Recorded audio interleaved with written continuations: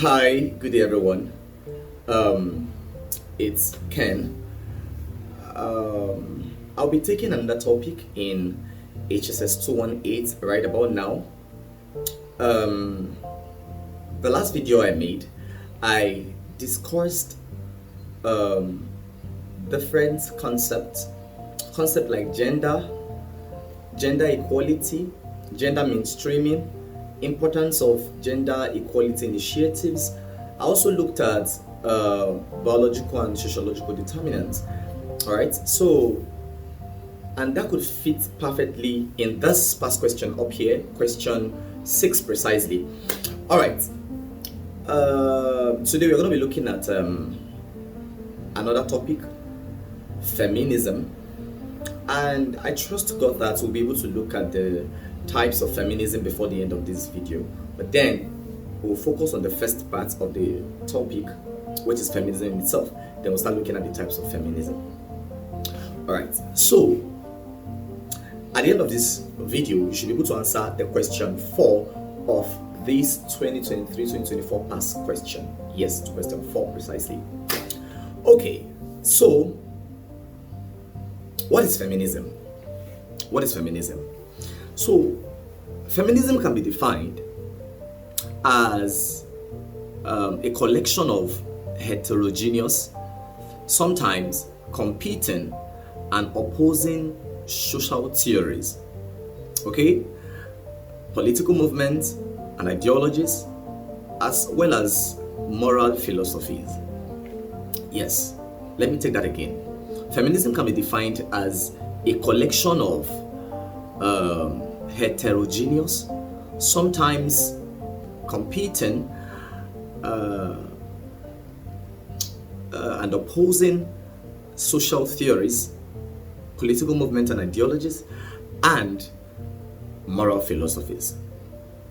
So all of these are motivated by the experiences of women in the society, especially concerning their social, political, and economic inequalities. All right?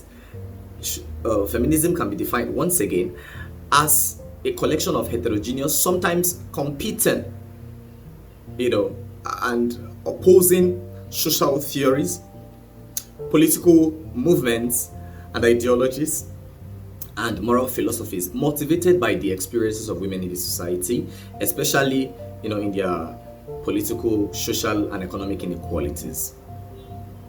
All right, so basically, feminists believe that women are oppressed simply because they are women.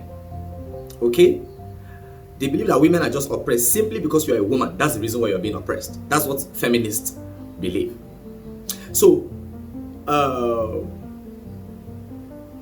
this is also based on the dominant ideology of patriarchy.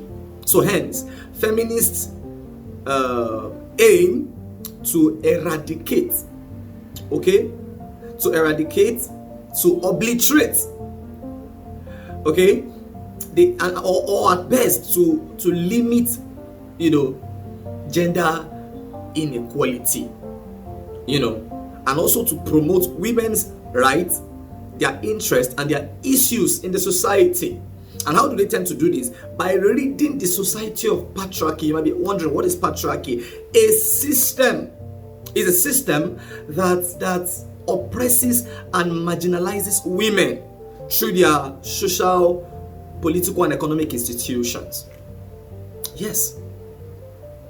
So, but however, there is a type of feminism that is, of course, historically rooted, that demands for the rights and liberties of both men and women. Yes, both men and women. All right. So in view of this, it means the concept of feminism is not homogeneous. All right. It means, when we mean homogeneous, it means there is no one particular form of explanation of feminism or definition of view of feminism that all feminists subscribe to. That is, there is no one particular form of feminism, one particular form of feminism. It's not homogeneous. There's no one universal form of feminism. Let me structure it that way. That all feminists, they are all feminists, ascribe to. Beautiful. So now let's probe a bit into the origin of feminism. The origin of feminism. So, the origin of feminism can be traced back to the 19th centuries, when it was first used by a French philosopher named Charles Fourier in 1837. So Charles Fourier basically used the word as feminism in the French language. Okay, the feminism carries an E at the back. So this word, when he used it, it meant feminine qualities or characters. It was later that this word feminism came to refer to women, gender equality. However, later on, feminism got linked somehow to the suffragist movement. Suffrage has to do with voting. So it was later that this word feminism came to get linked with the suffragist movement. Let's probe a bit into what dictionaries have to say about the concept of feminism, what they define feminism as. So, but before then, let's know where this word came from. So the word feminism is gotten from a Latin word, femina, which means woman. Yes, femina, which means woman. All right. But according to the Oxford Advanced Learners Dictionary, the dictionary defines feminism as a state of being feminine or womanly. While the Merriam-Webster's dictionary defines feminism as the principle, the Merriam-Webster's dictionary sees feminism as the principle, of achieving equal political rights, like women achieving women giving same political rights as those of men. That's according to the Merriam-Webster's dictionary. All right. So, but then it's quite imperative for us to understand that the origin of the feminist thought could be traced back to early feminist scholars, who challenged, the discrimination, the practices, and how women were subordinated, in the earliest times. One of which we're going to be mentioning just 1, 2, 3 scholars that have said something about this concept. So we'll start with the first woman. Her name is Mary Wollstonecraft. So she wrote a book in 1792 precisely, A Vindication of the Rights of Women. So Mary Wollstonecraft, she argued that the lack of women's education has made them dependents of men. So Mary Wollstonecraft sees feminism as the fact that women are being subjugated because they lack education, and this makes them to start depending on men. All right. So she further said that if women could be given equal education, just as men has has the ability to go to school and be educated, that if women have same educational opportunities, that they could also contribute significantly to the society. Okay, so that's what Mary Wollstonecraft is saying. However, later, another man, Simon de Beauvoir, in 1949, Simon de Beauvoir. So this Simon de Beauvoir wrote a book, The Second Sex.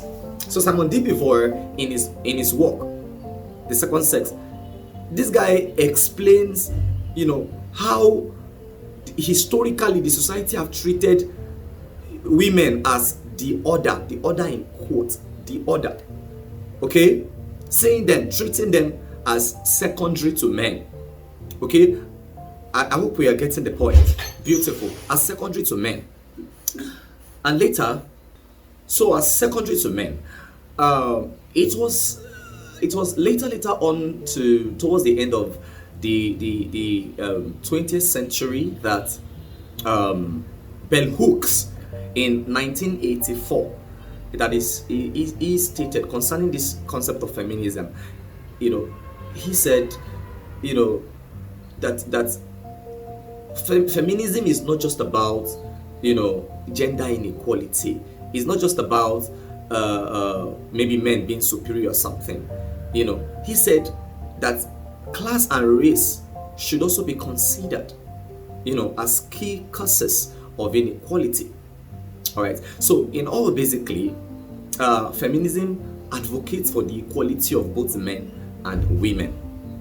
All right, men and women should be treated equally. Yes, and that the women's roles, the roles that have been designated, that have been assigned to women in the society, should be reverted, should be should not define how they should live in the society. Okay, and that traditional structures that keep women at disadvantage, those structures should be dismantled. Those structures should be challenged. So that's basically what feminism is. So now, there are traditionally three types of feminism in the actual sense. Well, there are other types of feminism as the case may be.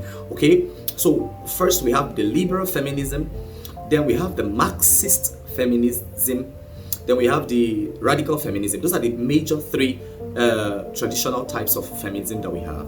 Okay, however, there are other types of feminism, but for the purpose of this exam that will be coming up on the 24th of April, it's quite important you build more on these three major types of feminism, the liberal, the Marxist, and the radical.